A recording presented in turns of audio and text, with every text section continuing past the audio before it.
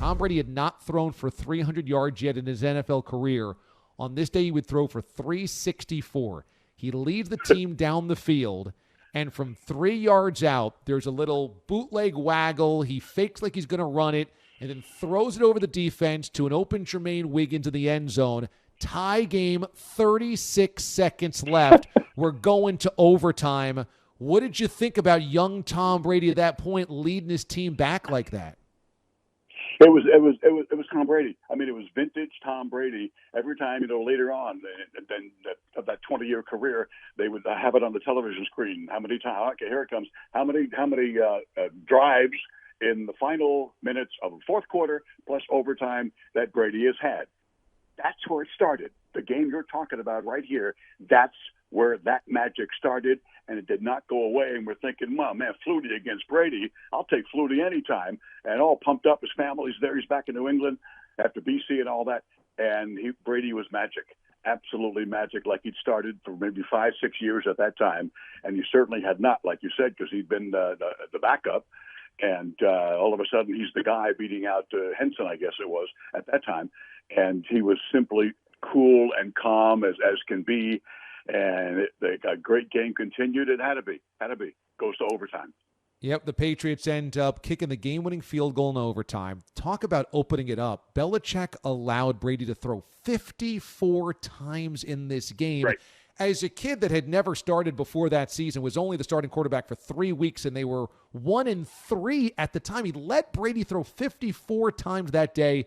As I mentioned, 364, 2 touchdowns, no picks, and the win. Now, this is a great fork-in-the-road moment in NFL history because the Patriots, with a loss in this game, would have dropped to 1-4. And who knows? The season's probably over at that point in time.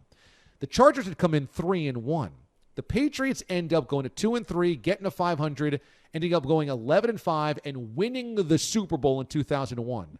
The Chargers, who had began 3-1, and then I believe were 4-2, if I'm not mistaken, in that season.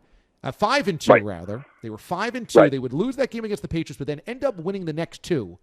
At 5-2, they don't win again. They end up from 5-2 to 5-11. Was there any after effect of losing that Patriots game? Because we're talking about Brady, we're talking about Brady magic, we're talking about number 12 becoming number 12 and on his way to the Hall of Fame.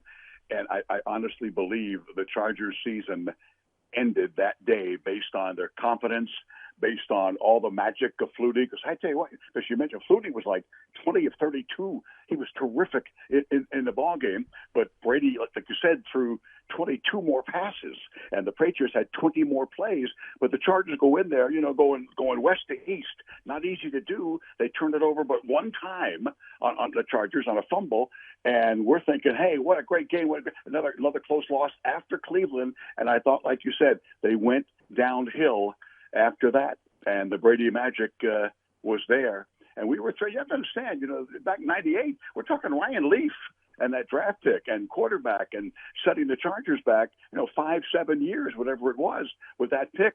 And when you pick Ryan Leaf over Peyton Manning, now all of a sudden you got Doug Flutie as an interim kind of a veteran in there, and you're rolling. You got a playoff kind of a team. And it did not happen. It was a huge, huge loss.